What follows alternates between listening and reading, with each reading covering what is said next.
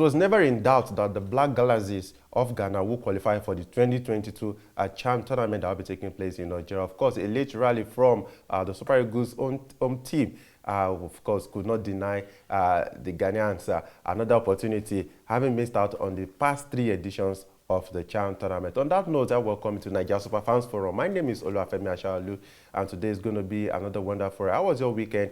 And of course, like we always say, thank you very much for staying through with us. Thank you for your comments. Thank you for your observations. And a lot of people are still angry regarding the zoning in the Waffle Zone B. Well, that is what it is. And the people are supposed to give us explanation as to how we got here.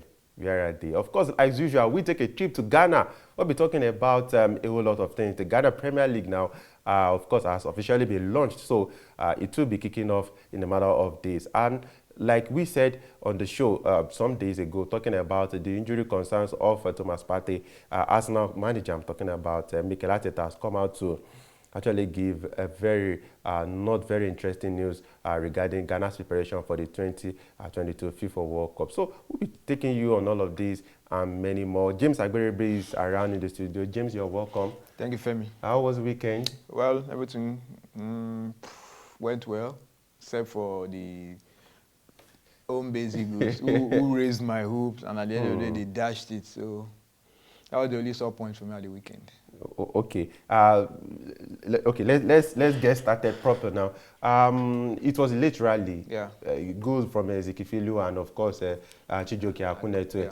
And it was by a mere luck we can see that Ghana pulled through, because penalty is anybody's game. Your prayer or prayer from both camps are answered by God. But beyond that, let's look at it, James. Would you say for the Eagles to be able to come down from 2 goals to nothing and equalized, does it mean that it was a coaching input, or it was just sheer determination by the players to give their best? Yeah, well, I think they knew what was at stake, and they had to fight back. And luckily for them, they were able to, remove the deficits. I was even surprised when I saw that they were able to claw back, and they made it 2-2, and they went into penalties, which they eventually lost. It just goes to show what I was saying before the tie. When it comes to the derbies, you never can predict what will happen, because these are big games. The Black Galaxies, they took the first leg. They're going into the second leg. After the first half of the second leg, you think, okay, they've done enough to see the tie through, but the home base Eagles were able to get the first goal, and them late in the game, very late in the game. So we now had to be decided via penalties, and the Black Galaxies, they were able to go ahead and take it. So for them, it's a return to the CHAN. After missing the last 3 editions, and for the home base Eagles, back-to-back eliminations now for them. Yeah. So. Let's hope the team will learn from this, that when a big tie like this has been made, you don't just stroll into camp and think just mere determination and just will passion will do it. No, the Black Galaxies have been in camp. They've played series of friendly games. They went to Qatar. They played 2 competitive games prior to this game. So. They deserve the win. I would have wanted my team to qualify, but you can't take this away from the Black Galaxies. They deserve to be there. They deserved a victory for them. Okay, and a passionate appeal to Ghanaians: please stop taunting Nigerians on social media. I saw a particular picture of the Abuja National Stadium, and somebody said this is the Black Stars' new home ground. Yeah. James, it's actually very, very interesting when you see 2 sides, at least throwing banter at each other. Yeah. Of course, that is what football is about sometimes. Yeah, I think it's advantage Ghana now. The last time the Nigerian team, prior to this, for the weekend's game, which the home base Eagles won, the last time Nigeria defeated Ghana was in 2006 at the AFCON. And a 1-0 victory in the group stage. Yeah. And then Nigeria went like how many games without defeat the Ghanaians, So they were able to overturn this, but penalties, had to be used to knock them off. So good on for Ghana. They are going back to the CHAN. the last time they appeared in the competition, they made it all the way to the final. Remember, they knocked Nigeria out in the semi-finals way back in 2014 in South Africa. Unfortunately for them, they lost to Libya in the final. So they're going back, and maybe this time they'll be able to get their hands on the title this time. Okay, so I think the Black Stars now, I think they already know the formula for, of course, for the guys, of course. But for the ladies, of course, Nigeria had the smile over Ghana, of course, in the CAF Women Championship. I'm talking about Bayelsa United. The Bayelsa Queens, I meant. Bayelsa Queens. Thank you, James. Bayelsa Queens, of course, were able to get the better of Ampem Dakwa ladies, of course, to claim the ticket for the Waffle Zone B. James, at least there's something to cheer about. There's something to cheer about. After the heartbreak of the World Cup qualification, CHAN qualification, at least we have something to hold on to against the Ghanaians this time, you know. The Waffle B Zone qualifiers that was held in Côte d'Ivoire. Yeah. Bayelsa Queen is the second Nigerian team now to qualify for the competition. You know, they met Ampia Dakwa in the group stage. It ended, I think, 1-1 or goalless. But in the final game, the Bayelsa Queens were able to overcome them. Yeah. 3 first-half goals. You know, and one of Falcons players, Sebastian Flourish. She was on the score sheet. Yeah, she got one of the goals. So, like I said, a good one for at least we have something to use to taunt the Ghanaians, you know. So but it's not, the banter will not sink in. No, the thing about Nigeria Ghana is wherever the victory is gotten, we don't care. You remember the under-17 and under-20 that was played, the Waffle qualifiers. You know, Nigeria defeated Ghana both under-17 and under-20. So we held on to those wins, you know. So, but Ghana, they will tell you that they have the bigger. But you trade, of course. They have the bigger one. If you are in a position to trade, won't you swap? They have the bigger one. They walk up and chat, you know. So a good one for Black Queens. Bayelsa Queens, you know, I wanted to say. At least they give us something to cheer about. So I just hope they'll be able to do well, because the last time Nigeria was at the competition, Rivers United, they crashed out in the group stage. So I just hope Bayelsa Queens will give us a good representation. Okay, James, let's talk about the Super Eagles home-based team. Now, going forward, you know, I've always been very, very fronting about how Ghana have been very intentional about the football, how they run their football. Now, look at the manner at which we hurriedly put together this Super Eagles team B, and look at the result we got eventually. So it means that if we can actually do things the proper way, we will actually get better results. Exactly. You know, that was one thing the Black Galaxies had going for them. You have players who've been together for a very long time. They have some players from Arts of Folk. You know, they're able to come together, and it goes to show that these players, they know themselves. So coming together was not a problem, unlike the Nigerian team that they were hurriedly assembled. You know, some of them were like, they came back from their holidays were cut short. They had to come back, you know, and got into camp, played like 2 friendly games before they went to Accra for the first leg, which they lost.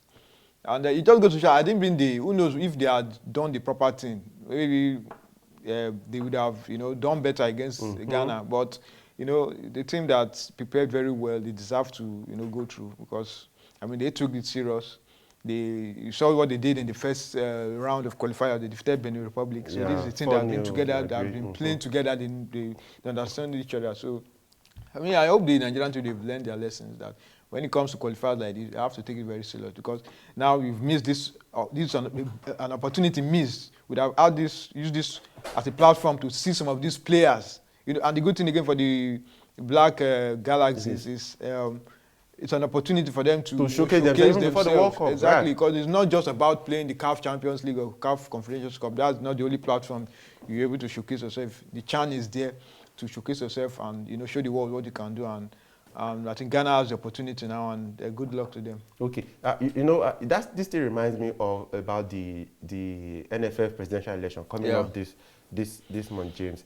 And like we said on the show last week, that those who were part of the outgoing administration are also pushing to return to the and a lot of Nigerians have actually been kicking against it.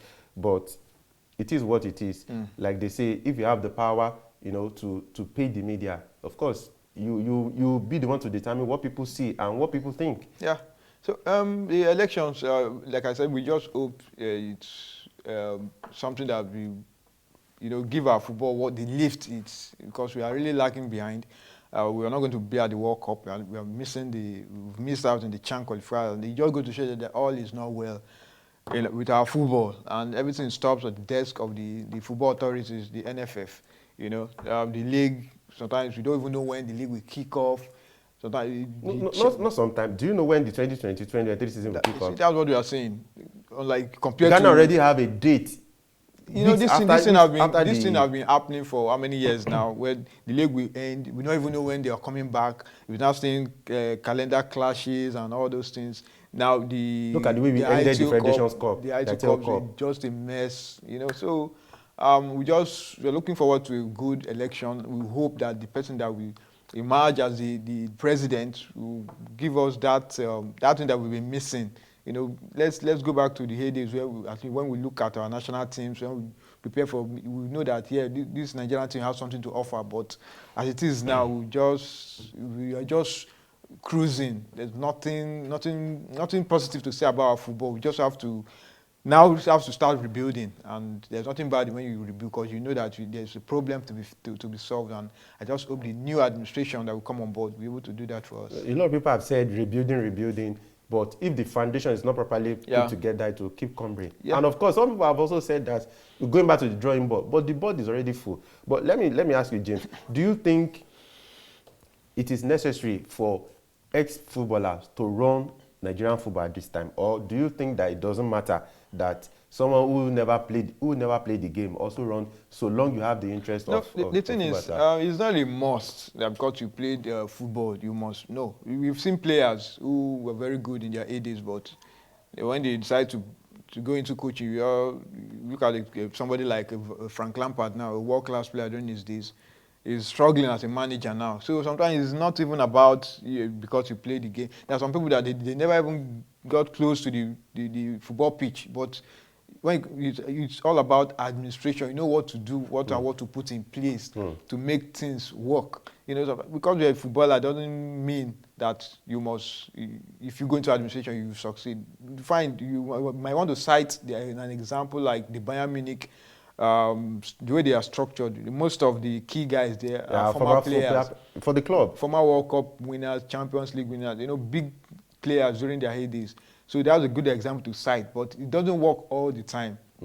We've seen in the past where we had Okocha, our legendary JJ Okocha was FA chairman of Delta State. But at the end of the day, I don't even think I can't even say this and this are what he did during his time. So sometimes this doesn't just work out like that. So what we need now is somebody who has hit upstairs, somebody who knows what to do, what to put in place to put our football for in the right track. Because as it is now, we are really down. Our football is down. We just need that person that will come, put things in place for us to move forward. Okay. I'll ask you this before we go on break, James. I remember one of the interviews that Pinnick, outgoing NFL president, had, a television interview.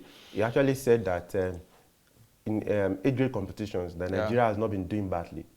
And it is indicative of the fact that our football is not as bad as a lot of people have thought. But if you look at it, at the senior level, we aren't doing very well. Do you agree with him? I don't agree with him, because the age-grade competition is just a setup to fish out talents. But if that doesn't transform to the main team, and the main team keeps struggling, I mean, it goes to show that something is wrong somewhere. And it's just of recent that our age-grade team started, showing signs of, doing well, because in the past years they've been struggling. The Ladamboso, exactly. So it just, we have the talent, but if the conveyor belt, if it's not the way it's supposed to be, the main team will continue to. In the past, we used to see young players come through the Kano Wankwos, Rusnuruma, Celestine Babayo. They all came. They came from the under 17. You see that's a progression. But now you can't even say that, because what we do now, you just run to for foreign-born Nigerian players to come and, what about the guys the Golden Eagle Stars, the Flying Eagles, you can't just discard all those players. But I remember the Spanish team that won the 2010 World Cup. That was a team that I think they started building that team from many 1999. years. Because Yeah. remember, Xavi played at Nigeria 1999. He's a World Cup winner today. Ronaldinho played Nigeria 1999. 99. He won the 2002 World Cup. Toni Kroos was at the 2007 Under-17 World Cup. He won 2014 World Cup. So this thing is not magic. If it's about planning, if you don't plan properly, I mean, your national team is going to suffer. Okay, so we are still hoping, like James said, we are hoping that the NFF will tell us when the 2022-2023 Nigerian Professional Football League season will kick off. Yeah, you heard that right. When Ghana, of course, they are supposed to the game. Of course, the league. Yeah, I think the league will be kicking off in September, on September 9, if all things being equal. Because remember that the curtain raiser was pushed forward because of involvement of Ashanti Kotoko and Out of Folk, the players in national team duty, and of course qualifier for the CAF Champions League. But at least they have a day, they have a direction. But here in Nigeria, the NFF is here to tell us when the league will be kicking off.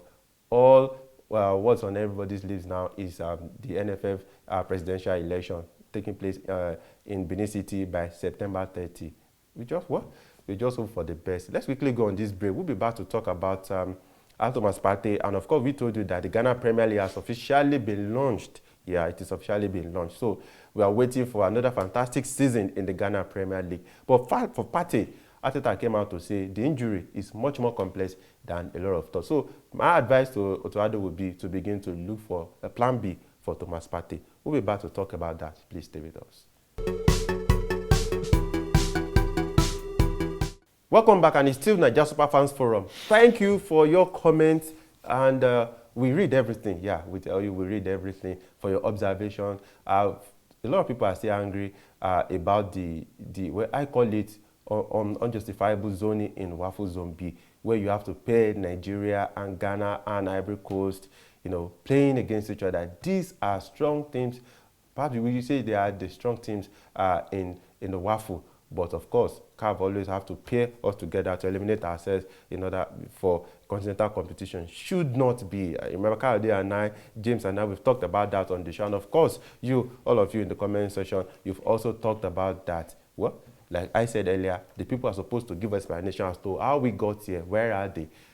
Well, the show has to get started. And don't forget to indicate where you are reaching us from in the comment section. And like we always say, if there's any football issue in your locality, even in Ghana, in Nigeria, in South Africa, in Togo, and you want us to talk about, of course, we will dig deep, and of course, we'll bring it to the front burner.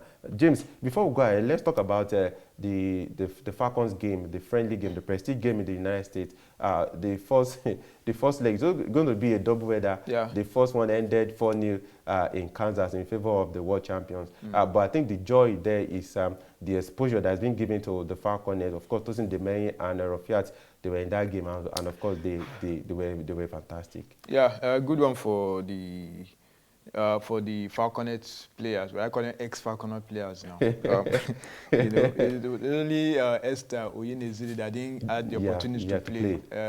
Demeyi played, Deborah played, Rafiat to play. So I believe that game will give them that boost, because that's what we've been saying.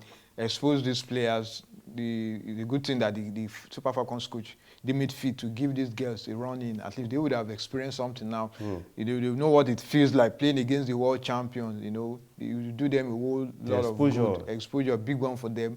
Looking at the results, I mean, it wasn't palatable because that's the 7th consecutive defeat the Super Falcons will suffer in the hands of the US.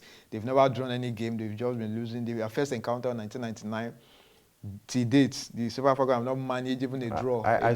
Sorry to cut you. I saw the media officer of the Super Falcons. I saw a post by her saying that we went to the US with the depleted side. I said even with a full complement of the team, we will still chop them. Like we say here. The last time even prior to this friendly game, their last meeting, we had at least a good number of the first team players. Oshoala played. Onamendi played, and they lost 2-0. So, I mean, I think it's just a matter of not being able to measure up with the likes of the US and the other big teams.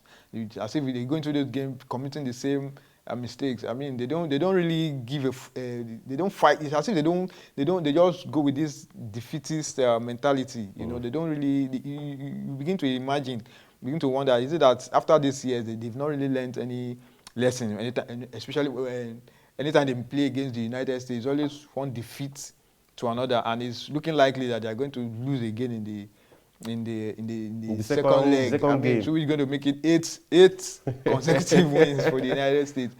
And I think, the NFF, I think they're going to really look at this from now and check out the coach around the world. You took that out of my mouth because I was going to ask that is this an indication that the NFL will likely retain the services of Randy Waldom despite the disastrous outing at the WAFCON. Yeah. For me, if the coach is given the boot now, I won't be surprised because since the man took over, I've not really seen much changes in the Super Falcons. A coach that has two jobs, has one in Nigeria, coaching the Nigerian national team, and he keeps one in the college in the United States. He just goes to show the kind of contract the NFF had. I mean, that was a poor contract. That was poor. I mean, no serious country would do such. The best team in Africa for how many years now? You now hired a college coach who now even shuttle between the team and his job in the US. Even after the WAFCON, he didn't even come back to Nigeria. He just went straight to. I mean, it just goes to show how serious the kind of seriousness in handling the Super Falcons. I mean, it doesn't speak well for him. For me, I don't really have much confidence in him because I've seen the team. There's not much. I think he still keeps rotating the player, playing players out of position, and he still has this old legs. Apart from old legs, even some of the players, he keeps having this confidence. It's as if the players we have back home in Nigeria, he doesn't have that trust in them. He prefers the US-born players. You know, you always see them anytime there's a friendly game or there's a qualifier. You always see. It's not if I'm criticizing them or slamming them, but you can't tell me we don't have very good players back home in the Nigerian league. We just saw the Bayelsa Queens, emerged champions of the Waffle B. A serious coach would have sent somebody to go and check this team out, and maybe you have certain players who you can draft into the main team. But I think he has made up his mind that these are the players he's going to stick with, and it's going to be one of these foreign-born players. You know, so I think the NFF, they have a big decision to make in terms of around the world if they're going to retain him, because going into the World Cup year, it's not always a good idea to sack a coach, because by the time you bring in a new coach, you want to come up with his own ideas. He has his own kind of player you want to introduce to the team. At the end of the day, he might flush out like half of these current players, you know. So I think it's a big one for the NFF. They just whatever decision they are planning to take, they have to be very fast about it. Do you even see that coming? All that is on the plate of NFF right now is election. So it seems they don't even bother about anything football. Amadi Pinnick will look at it that it doesn't have anything to lose because his time is already. Because his argument now is like, okay, I gave them we organize friendly games for them. So what else are they asking for? You know. So for me, it's a good thing they organized the friendly game. Even the current African champions, South Africa, they played against Brazil. They are going to play another. The second leg of the two-legged affairs, they lost the first one 3-0. The former champion, former African champion, the Super Falcons, they were 4-0. You know, so for me, find the result not an encouraging one, but at least it's a good one, especially as you are preparing for the World Cup. You can't even compare the quality of Desiree Ellis, the South African, the Bayano Bafana coach, to our own Randy Waldom. Well, in terms of achievements, Ellis, she has something to show for her effort. At least for African football, she has something. She has something to show. Yeah. I mean, Randy Waldom. The champion, they are the African champions. Randy Waldom, the Super Falcons have never gone to a WAFCON tournament and lost 3 games. It has never happened before. It happened under Randy Waldom. It goes to show that there's something about this coach that doesn't sit well with me. So when I watch the Falcons play, as if I don't really see something special about them. I totally agree with you, because if you look at Christo Danjuma at the Under-20 World Cup, you saw at least this team has some quality. This is a team that you can't even find it in the Falcons. So I don't know. Let's just wait and see what happens in the second friendly game. Remember when they played against Canada, they lost the first leg against Canada in last year friendly or this year? They lost 2-0. Yeah, they lost. They were able to come at the second friendly. They almost defeated the Canadians, who are even Olympic champions. They almost defeated them. but he game ended 2-2. So let's hope the second tie against the USA we're going to see an improvement. If not, I mean, the NFL has a lot of work to do concerning around the world drum. Okay, let's go to Ghana now. We've talked about Thomas Partey over the weekend. Of course, Arsenal lost 3-1 to Manchester United at Old Trafford, and of course, Partey again wasn't in the mix because of the thigh injury has continued to be recurrent of some sort. And Arteta, in the build-up to that game, he said with Mo talking about. Of course, Mohamed El Neni, who sits as a replacement for Partey in Arsenal. He said with Mo, probably it is a lot easier, and we are talking months. James, he said with Mo, it is a lot easier, and we are talking months. That means saying that El Neni will be out for months, possibly, at least out of action. But now with Thomas, he said with Thomas, hopefully we are talking weeks or even shorter than that, I hope. But look at the first part of the statement. He said, with Mo, it is a lot easier, meaning that his injury is not as complicated as that of Thomas Partey. And Partey is the assistant captain of the Black Stars. So, of course, we saw how important he is to the Black Stars in the two-legged playoff for the 2022 World Cup. James, at this point, what advice will you give to Ado? Like I said in our previous edition, I think Ado should start jiggling his tactics, jiggling his the way you go about setting up his team, jiggling his formation, because the way it's going now, I don't think Partey is going to be 100% fit when the World Cup comes around, because from what Arteta is saying, it's like Partey is going to be sidelined for some weeks. And even if, one thing about football is, even if you recover from that injury, there's what they call match fitness. How long is it going to take before you get that sharpness? Get to gym. Yeah, exactly. Some even require rehabilitation. And get back into the rhythm, because this has been a recurring injury for Partey. Because he said something like I think it's similar to what got him sidelined last season for close to, if not 2 months, I mean, it's as an Arsenal, aside from being an Arsenal fan, I think the Ghanaian fans, they need to start getting scared now, because it's not looking too good for Partey, because Partey is the engine room for the Ghanaian midfield, and he's someone that you don't want to miss. You want him to be at the World Cup. He played a key role for Ghana qualification at the World Cup. He scored the crucial goal. He was the one that was able to hold on to that midfield. The Ghanaian team, the attack was not that too solid, but that midfield was the key for them. And if you have somebody like Partey, not going to be at the World Cup, I mean, it's going to be a big blow. It's not even about the Inaki Williams, they are not even the main thing here now. We're talking of Partey. Partey is a world-class player. He's somebody that you don't want to miss. We also saw what happened with Arsenal and Manchester United at the weekend. It was so glaring that Partey's absence was key. You find they had a Lukonga, but Lukonga and Partey, I mean, they are miles apart. Even Neni that sometimes comes in for Partey when he's not around, he struggles too, because it goes to show you the kind of player Partey is. Partey is somebody who controls that midfield.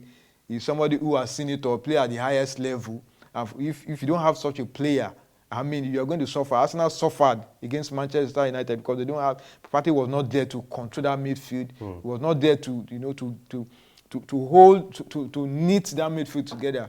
That was what Arsenal suffered. And if care is not taken, Ghana is going to suffer the same fate, because the way it's going now, Partey just keeps getting injuries, coming back, getting injured. Even if he comes back, he's going to be very fit because the way it's going now, I'm afraid for Ghana now. I'm really afraid. Now, to quote Arteta further, he said, we have tried to manage him. He said, a lot has happened since he joined. Obviously, we are trying the best possible way to find the reason why that happens. I mean, Partey's issue reminds me of a certain Robin Van Persie during his time at Arsenal. He keeps breaking down, and luckily for him, he now was able to overcome his injuries. But Partey's own is, since he joined Arsenal, I don't think Partey has played 50% of his potential for Arsenal. I mean, we also saw what he did against Man U. Even with what we have seen so far. Yeah. I remember when Arsenal defeated Man U, last 2 seasons, when they defeated Man U right there at Old Trafford, Partey was one of the main reasons why Arsenal defeated Man U for the first time since the last time they defeated Man U in 2006 at the Old Trafford. Partey was key in that game. Partey shot the entire Manchester United midfield down. He ran them ragged. Pogba was nowhere to be seen in that game. Don't let Man U fans catch No, you. it's the truth. The clips are there. You know, Partey buzzed everybody in that midfield. But at the weekend, we all saw what happened. So, like I said, as a Ghanaian, I will be scared now. I will be really scared because you don't want to miss a world-class player like Partey. And even if he recovers from the injury, how fit is he going to be when the World Cup starts? I mean, it's so unfortunate that a world-class player like this keeps getting injuries. I mean, it doesn't speak well for a player like Partey because he doesn't deserve this kind of setback in his career. I mean, a world-class player like this getting injuries here and there, and I think that was one mistake that Arteta too did. He thought maybe Partey would be able to, would have overcome his injury worry. Also, what he did during the preseason, even Arsenal's first 5 games in the season, he played a key role in it, and so it just go to show that Partey is a key player in this Arsenal team. And for Ghana, I just pray that Otorado comes up with something different because you have to start thinking of how to. Or could it even be how Arsenal manage him? Could it be about that? Because, like you said, Robbie Van Persie was at Arsenal. He had a lot of injury woes, came to Manchester United, and he won the league. And he didn't even experience much of breakdown. No, Could it be sometimes? I think it depends on the medical team, how they manage some of these things. Because when it was Atletico, he didn't have this record of injury. I'm surprised too because I don't know whether it's because of the physicality of the Premier League. I don't just know where to pinpoint where this issue is coming from. Because during his time at Atletico, he was one of the fittest players, one of the key guys there. And coming down to the Premier League, keeps breaking down, play today, go off tomorrow. Showed glimpses of what he could do during the preseason. Now the main thing has started. He showed glimpses in the early stages, and now he's off again. I mean, I don't know the medical team. Sometimes these injuries, you never can. They have different natures of, you come in different shapes. There are some players that they were able to overcome it, but there are some that they keep breaking down. Look at the player like Abu Diaby. He never recovered from his own injury hell. So these things, it happens. It might not even really be the fault of the medical team. The player is just so unfortunate to be breaking down like this. And I just pray Partey gets over this for the sake of Arsenal and also for the sake of Ghana, because there are a lot of hopes for these two teams to do well. One in the Premier League and one at the World Cup. Okay. Since the Super Eagles of Nigeria will not be going to the World Cup because Ghana is my adopted country. So I wish Thomas Partey all the very best. And of course, I think at this time, Otorado too would be thinking, what can we do? I'm sure he must have also spoken to Thomas Partey to know how he's actually feeling, because Partey will be very, very central, like James has said, to how well Ghana will do at the 2022 World Cup. James, before we go, let's talk about the Ghana Premier League very briefly. Okay, let's talk about Ghana Premier League. It was launched last week. Bet Power, putting about $6 million for 3 years in the Ghana Premier League. It's something that is heartwarming. And of course, the GFA president, I'm talking about Mr. Kote Edwin, Simon Okraku, is now saying that this is just the beginning. But like I said, you can see the progression. Yeah. You can see the intention of Ghana, of the GFA, in order to put things right. And even it's a message to the club. The club will know that, okay, the body we are playing under, they actually know their onions. Yeah. And they actually know what they wanted.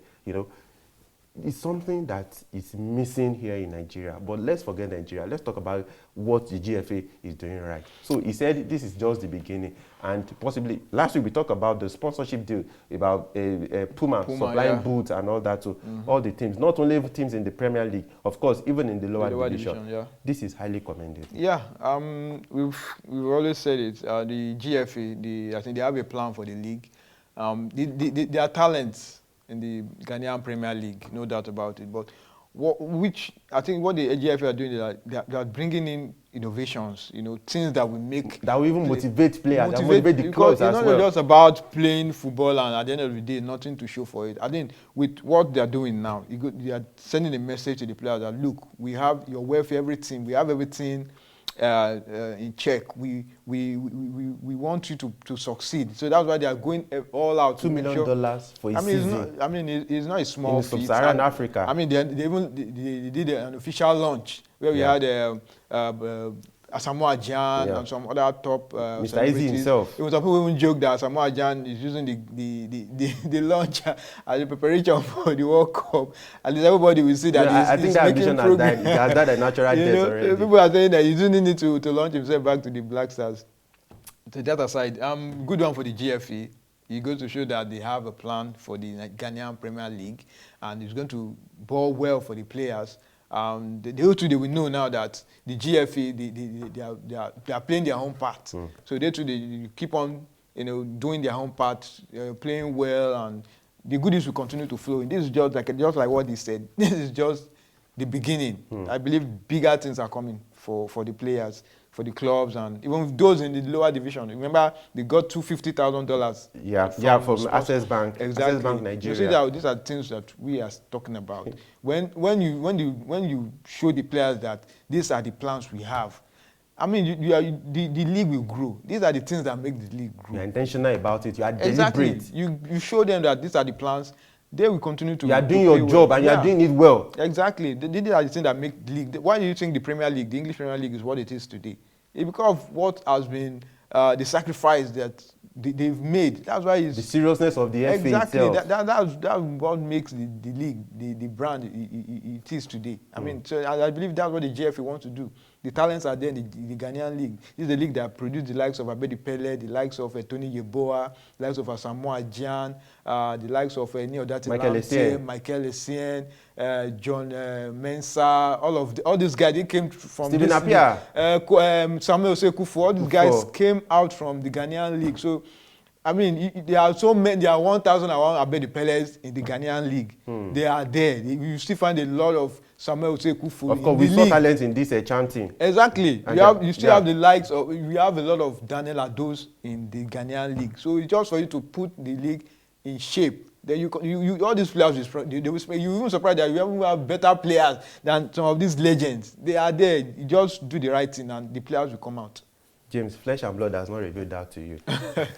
It's been an awesome time on the show today, and thank you for always being there for us. Unfortunately, Kayode could not join us today, but trust us, next week we'll be able to speak Kayode on video, not just his voice now, on video. Hopefully, he will be joining us in the next edition. Thank you for your comment. Thank you for keeping them coming all around the world. We appreciate them. It is a motivation for us. Please don't forget to share our videos. Click on that bell button so that you can, of course, directly receive the notification anytime our videos drop. And, of course, to the Black Galaxies, say congratulations for making the CHAN tournament after 3 misses. Of course, now they've made it count. And it's just because the GFA, they've been deliberate. Remember, they've given this team exposure. They went as far as Austria to play, of course, to play a friendly with Qatar that built in 2022 World Cup. So how much exposure or how much of exposure would you want after then? So they'll be playing at the 2022 CHAN tournament that will be taking place in Nigeria. So congratulations to Coach Arnold Walker and his team. Until we come your way again, I remain Oluwafemi Ashalu. To our producer, I will say thank you once again for always being there. Bye for now.